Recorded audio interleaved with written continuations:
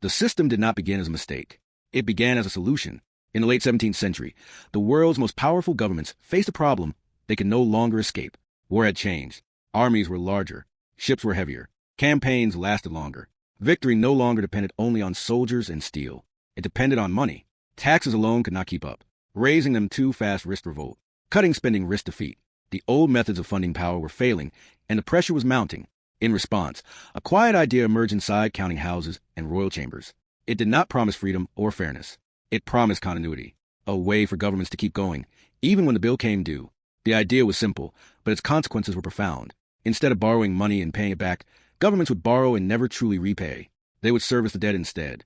Interest would be paid regularly, forever, while the principal remained untouched. This transformed borrowing from a temporary measure into a permanent feature of the state. For the first time, debt was no longer something to eliminate. It became something to manage. Stability replaced closure. Predictability replaced resolution. This was sold as responsible governance. A government that never repaid its debt would never face a final reckoning. It could fund wars, build fleets, and expand influence without stopping to settle accounts. The system looked modern, rational, safe. Few understood what had just changed. This was not presented as a trap. It was framed as innovation. Investors received steady returns. Governments gained flexibility. Markets gained confidence. Everyone appeared to benefit. But architecture matters more than intention. By turning debt into a permanent condition, the relationship between citizens, money, and the state was rewritten.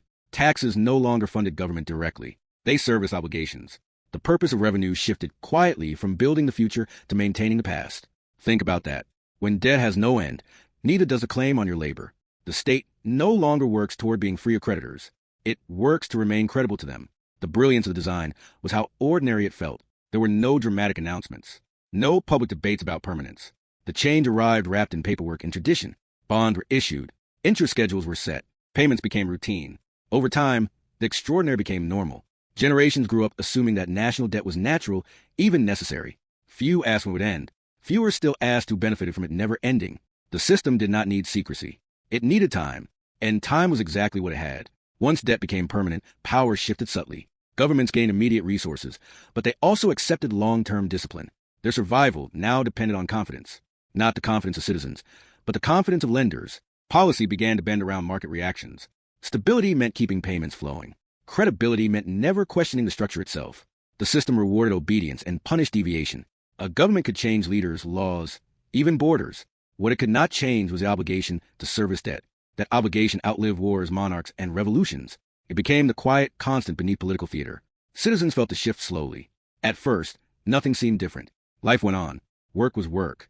Taxes were taxes. But over time, the burden became more abstract and more persistent. Taxes no longer rose to build something new. They rose to sustain something invisible. Interest payments. Obligations signed long ago. Decisions made before anyone alive had a say. The past began to claim the future. Every generation inherited not only institutions, but unpaid balances. And because the system was framed as responsible and modern, questioning it felt reckless, irresponsible, dangerous. The stakes were enormous, even if they were not obvious. A state that lives with permanent debt must prioritize stability over justice. Disruption becomes the enemy. Radical change threatens confidence. Confidence threatens collapse. The system teaches governments to fear instability more than inequality.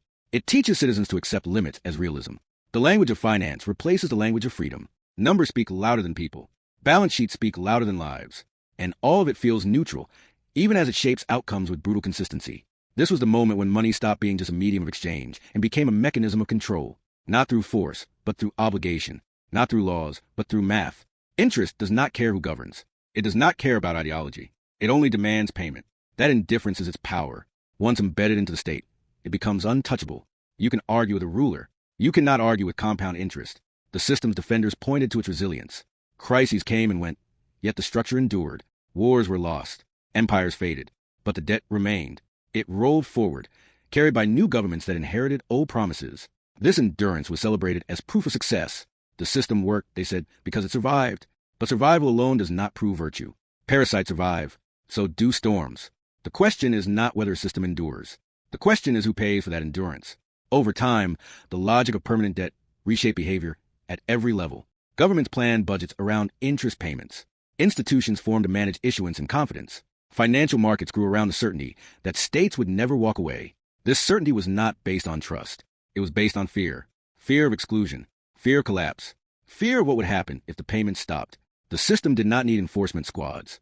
It enforced itself through consequences that everyone understood, even if no one spoke them aloud. For ordinary people, the system was invisible but ever-present. They worked, they paid, they planned lives around wages that were increasingly strained by obligations they did not create. The idea that debt could end, that a nation could be free of it, slowly disappeared from public imagination. It sounded naive, childish, dangerous. Better to manage what cannot be escaped. Better to accept the rules and survive within them. That mindset was the system's greatest achievement. The architecture was now set. Debt was permanent. Payments were mandatory. Confidence was everything. From this foundation, a global structure would rise. One that would reward borrowing over saving, expansion over restraint, compliance over challenge. The system no longer needed to ask permission. It was embedded in the definition of responsibility itself. To be a serious nation meant to participate. To question participation meant to risk everything. So the central question emerges, heavy and unresolved. If debt is never meant to end, who is it meant to serve? Not the future, which is already spoken for. Not the citizen, whose labor is pledged in advance. It serves the structure itself. A structure designed to last, even as the people inside it change. This is where the story truly begins. Not with collapse or crisis, but with a decision that made both inevitable. As the system matured, it evolved from necessity into dominance. By the 19th century, the battlefield had shifted. Cannons still fired and armies still marched, but power no longer hinged on the size of a fleet alone. It hinged on credibility. The ability to borrow cheaply, consistently, and without interruption became more important than victory itself. States that could reassure lenders survived wars they could not afford. States that could not were punished long after the smoke cleared. This was the age when finance stopped following power and began directing it. Money learned how to outrun geography, and debt learned how to discipline nations. The bond market emerged as the quiet center of gravity. It did not look like a weapon. There were no uniforms, no flags, just paper promises traded in rooms far from battlefields. These promises carried interest and maturity dates, but more importantly, they carried reputation. A state's value was no longer measured by land or people alone, but by the market's belief in its future payments. Trust became currency. Lose it, and borrowing costs exploded. Keep it, and money flowed regardless of outcomes on the ground. This changed the incentive structure of government itself. Winning wars mattered less than maintaining confidence. Stability became performative. Solvency became a story markets needed to hear. The innovation that sealed this shift was subtle and devastating. Default was no longer treated as an ending. It became a process. Missed payments did not dissolve the system. They activated it. Bonds were restructured. Deadlines were extended. New loans were issued to pay old ones. Interest continued to flow. The principle remained. Default no longer freed a nation from obligation. It bound it tighter. Each rescue came with conditions. Each condition narrowed sovereignty. The system learned how to turn failure into dependence. Think about that. A structure where collapse does not break the chain, but strengthens it. This is where the illusion of strength took hold. Empires appeared wealthy because money kept arriving. Budgets grew. Projects expanded. Cities rose. The presence of debt was reframed as proof of trust. If lenders were willing to buy bonds, the state must be sound. Growth charts climbed. Confidence spread. Ordinary citizens saw progress and assumed stability. Few noticed that the foundation had shifted from production to perception, from value to credibility. The system no longer needed balance. It needed belief. But belief has a cost. To maintain it, governments learned to prioritize markets over people. Policy choices were filtered through their effect on borrowing costs. Social spending was weighed against investor reaction. Reform was acceptable only if it reassured creditors. Democracy adjusted quietly. Elections changed leaders, but not obligations. Promises made to voters were secondary to promises made to lenders. The system did not remove choice. It ranked it, and financial commitments always came first. The brilliance of the bond system was how it disciplined without command. No one needed to issue threats. Rising yields did the talking. Capital flight sent messages faster than diplomacy ever could. A government that strayed too far from accepted norms was punished instantly. Currency weakened. Import became expensive. Living standards fell. The population felt the consequences long before policymakers did. Responsibility was displaced. Pain was framed as a result of mismanagement, not structural design. The system remained neutral. The suffering looked self-inflicted. As this logic spread, borrowing became normalized at every level of governance. Temporary debt blurred into permanent rollover. Budgets assumed refinancing. Planning horizons shortened. Long-term repayment was replaced with short-term confidence management. This was not recklessness. It was adaptation. Within this system, restraint was dangerous. Paying down debt signaled a lack of ambition. Expansion signaled strength. The message was clear. Growth justified everything. As long as numbers moved forward, the structure held. For citizens, the illusion was convincing. Jobs existed. Trade flowed. Goods became cheaper. Credit expanded access to homes, education, and comfort. The system felt inclusive. Everyone could participate. They said, everyone could win. But participation came with conditions. Credit replaced wages where wages stalled. Borrowing filled gaps left by inequality. Household became mini-states, managing interest and rollover. The logic of permanent debt seeped into daily life. Futures were sold in advance. Stability depended on constant motion. Beneath the surface, something irreversible was happening. Accountability was shifting. Governments no longer answered first to the public that funded them, but to markets that financed them. The bondholder became the silent stakeholder in every policy decision. This did not require conspiracy. It required alignment. Interests converged around continuity. The system rewarded those who kept it running and marginalized those who questioned it. Alternatives were dismissed as unrealistic, dangerous, naive. The idea of stopping was framed as collapse. The structure also learned how to protect itself politically. Because debt was abstract, blame was easy to redirect. Economic hardship could be attributed to cycles, shocks, or irresponsible spending. The deeper cause remained untouched. The architecture itself was never on the ballot. It existed above politics, presented as technical necessity rather than choice. Experts replaced debate. Models replaced moral questions. Complexity became a shield. If people could not understand the system, they could not challenge it. As markets grew more interconnected, discipline intensified. A crisis in one place sent ripples everywhere. This interconnectedness was sold as resilience. Risk was diversified, they said, but diversification also meant contagion. Failure became systemic. When trouble appeared, intervention followed, not to change the structure, but to preserve it. Emergency measures stabilized markets. Confidence returned, and the cycle resumed. Each intervention set a precedent. Each precedent made the next rescue inevitable. The illusion of control was powerful. Policymakers spoke of tools and levers, interest rates, liquidity, confidence. The system felt manageable as long as it expanded. But expansion masked fragility. Growth was required not because it improved lives, but because it serviced debt. When growth slowed, stress appeared. When it stopped, panic followed. The system revealed its dependency. Like a massive engine that cannot idle, it demanded fuel without pause. This was the moment when stopping became impossible. A government that tried to step back faced immediate consequences. Markets reacted faster than legislatures. The cost of borrowing rose. Budgets tightened. Social tension increased. Leaders learned the lesson quickly. Better to keep borrowing than risk destabilization. Better to appease creditors than confront the structure. The system trained behavior through consequence, not instruction. By now, the exit routes had quietly disappeared. Default no longer meant freedom. It meant supervision. Restructuring meant oversight. Assistance meant conditions. Every path led back into the same architecture. The language of inevitability took hold. There is no alternative, they said. The system is too big, too complex, too interconnected to change. And because the cost of failure was immediate while the cost of continuation was deferred, continuation always won. What emerged was not a conspiracy, but a pattern, a self-reinforcing loop where borrowing sustained confidence and confidence sustained borrowing. The illusion of strength rested on motion. As long as money moved, the structure appeared solid. Cracks were hidden by activity. Imbalances were postponed.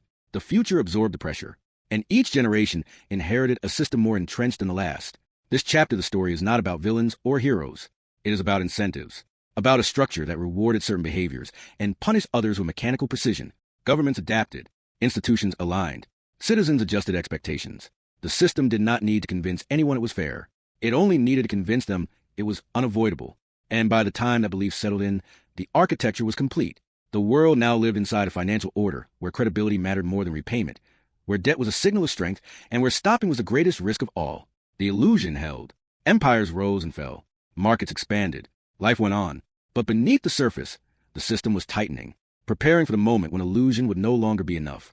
The modern lock was installed quietly, far from public debate, at a moment when fear and ambition overlapped. Financial panics had become frequent, sudden, and contagious. Banks failed in chains. Credit froze without warning. Each crisis exposed the same weakness. The system depended on confidence, yet had no central mechanism to restore it once panic began. The answer was not to reduce debt creation, but to manage its consequences. Stability would be engineered, not earned. A new authority was imagined, one that could act above politics, above markets, and beyond voters. Its purpose was not to end crises, but to smooth them, not to eliminate debt, but to make its expansion survivable. This authority was built to do one thing exceptionally well. It could create liquidity when fear threatened collapse. It could backstop markets without asking permission. It could lend when no one else would. On the surface, this looked like protection, a safety net for an unstable world. But safety nets can also become trampolines. Once markets knew there was a lender of last resort, behavior changed. Risk no longer carried the same consequences. Borrowing accelerated. Leverage increased. The system learned that it could stretch further. Because collapse would be managed, crises became moments of intervention, not reckoning. Each rescue preserved the structure and postponed resolution. The deeper effect was structural. Governments were no longer constrained by immediate financing limits. When spending exceeded revenue, borrowing filled the gap. When borrowing strained markets, intervention stabilized demand. Debt creation became elastic. It expanded during stress and contracted only slightly during calm. Over time, this asymmetry mattered. Debt rose faster than growth. Obligations accumulated faster than repayment capacity. But because collapse was delayed, the warning signs were ignored. The system rewarded continuity, not caution. This architecture did not remain confined to one country. It was exported. As trade expanded and currencies intertwined, the logic of managed debt spread across borders. Developing economies were encouraged to borrow in order to grow. Loans financed infrastructure, imports, and modernization. The promise was familiar. Growth would pay for everything. But the terms were not neutral. Borrowing was often denominated in foreign currency. Interest rates floated. Repayment depended on export earnings and stable global conditions. When conditions changed, the burden multiplied. The turning point came when global interest rates surged. What had been manageable became crushing overnight. Payments spiked. Currencies weakened. Debts ballooned in local terms. Countries that had borrowed to grow now borrowed to survive. Emergency programs arrived with conditions. Budgets were cut. Public assets were sold. Social spending was reduced. The language was technical, but the effect was human. Austerity flowed downward. Interest flowed upward. The mechanism was precise. Every payment reinforced the hierarchy. Every restructuring extended the timeline without reducing the core obligation.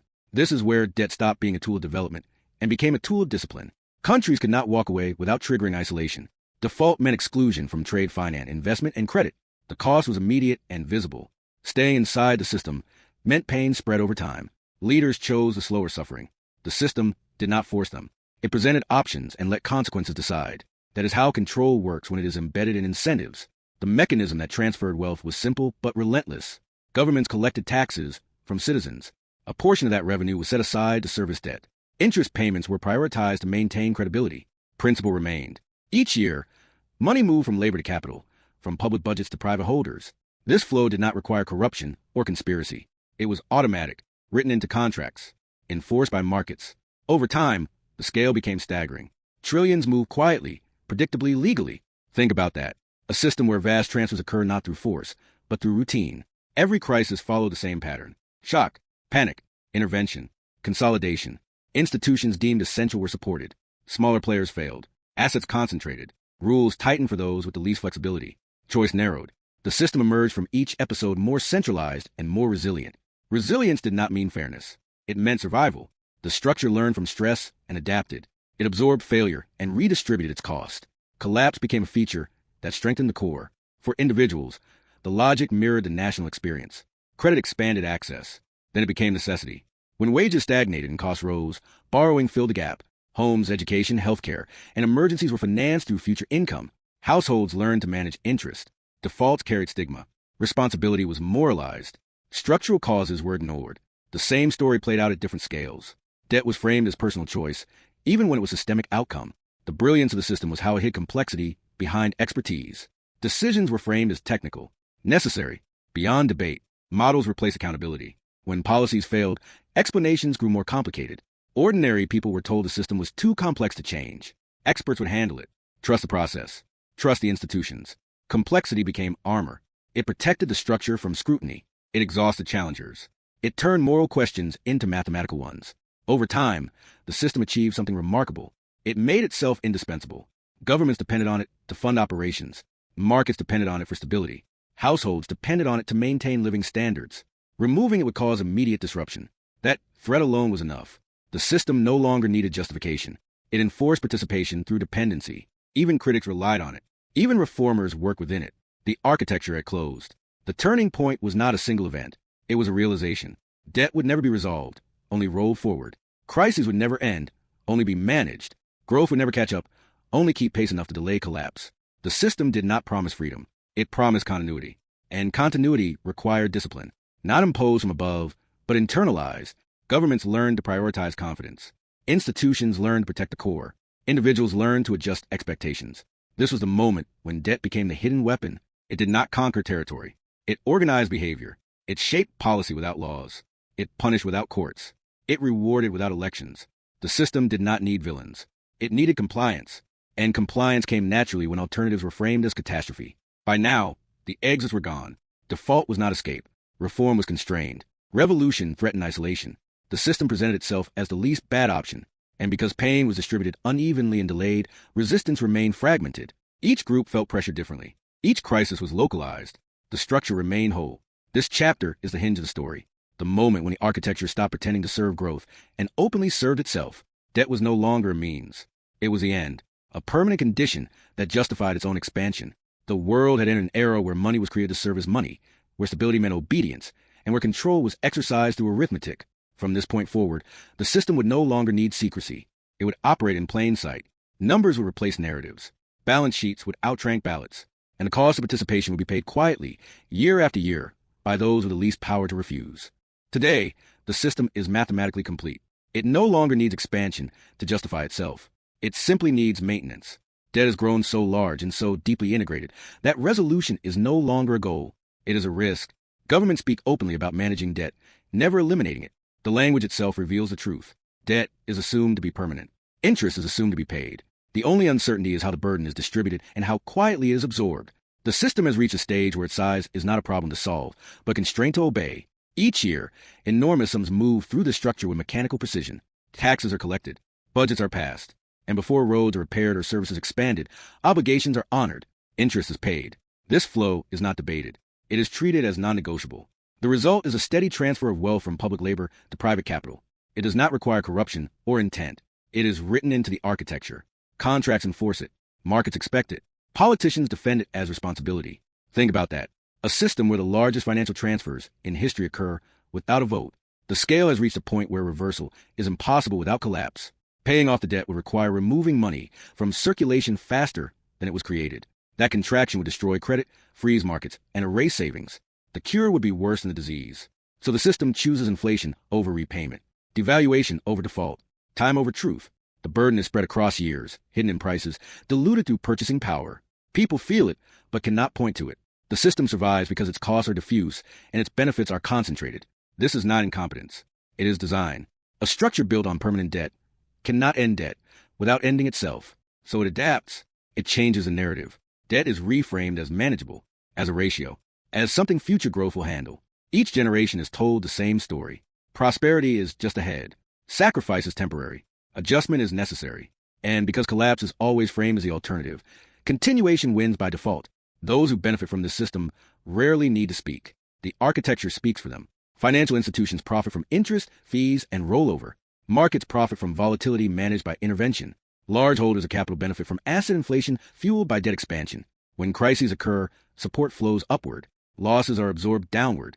This pattern is consistent, repeatable, and legal. It does not rely on secrecy. It relies on normalization. For governments, the system offers a trade. Immediate flexibility in exchange for long-term constraint. Borrow now, decide later. Avoid hard choices today by pushing them into the future. This is politically convenient. It smooths cycles. It delays accountability. But it also ensures dependency. A government that relies on constant borrowing cannot afford disruption. It cannot challenge the structure that finances it. Stability becomes the highest value. Change becomes suspect. The system rewards caution and punishes imagination. For citizens, the experience is quieter and more personal. Living standards rise unevenly. Costs climb faster than wages. Credit fills the gap. Life continues, but with tension. Savings feel insufficient. Futures feel uncertain. Responsibility is individualized. If you struggle, you are told to budget better. Work harder. Adapt. Structural explanations sound abstract compared to immediate bills. The system thrives on this fragmentation. When pressure is individualized, resistance remains scattered. Collapse still happens. Markets still crash. Recessions still arrive. But collapse no longer threatens the structure. It refreshes it. Each crisis justifies new tools, new controls, new interventions. Emergency becomes routine. Surveillance increases. Rules tighten. Flexibility decreases. The system emerges more centralized and more resilient. Not fairer, not kinder, just stronger. Collapse is no longer an ending. It is a reset. What remains after each reset is a population more cautious, more indebted, and more dependent. Expectations shrink. Ambition adjusts. People learn to navigate the system rather than question it. Alternatives feel unrealistic, dangerous. The idea of starting over sounds catastrophic. This is how permanence is maintained, not through force, but through fear of instability. The system does not need to convince anyone it is good. It only needs to convince them it is necessary. The presence of the system is now everywhere, in digital balances that update in real time, in automated decisions that approve or deny access, in scores that summarize a life into a number: housing, work, education, movement, all filtered through financial credibility. Participation is required to exist comfortably. Opting out is possible in theory, but punishing in practice. The system does not block exits. It prices them out of reach. This is the final evolution, a structure so complete that it no longer needs defense. Criticism is absorbed as noise. Reform is channeled into minor adjustments. The core remains untouched. Even outrage becomes predictable. Markets react. Policies adjust. Payments continue. The machine hums. Cities still glow at night. Screens still flicker with numbers that feel real. Vaults still lock. The system does not rest. The moral lesson is not that debt is evil or finance is corrupt. It is that architecture shapes outcomes. A system built on permanent debt will produce permanent dependency. A system that prioritizes confidence over closure will never choose resolution. This does not require villains. It requires alignment. Incentives do the work. Math enforces discipline. Time absorbs dissent. The question, then, is no longer who built the system. That history is written. The question is whether anyone inside can imagine something different. Not a collapse, but a redesign. Not a revolution of faces, but of foundations. That imagination is the real threat. Because as long as the system defines what is possible, it will continue to be maintained. The story does not end with answers. It ends with awareness, with understanding how permanence was engineered, and why escape feels unthinkable. The system you live inside is not waiting to be fixed. It is waiting to be sustained. And sustaining it requires participation, silence, and time. If this story changed how you see the world you move through every day, subscribe for more documentaries that expose the hidden structures behind power. And share this film with someone who still believes the system just happened by accident.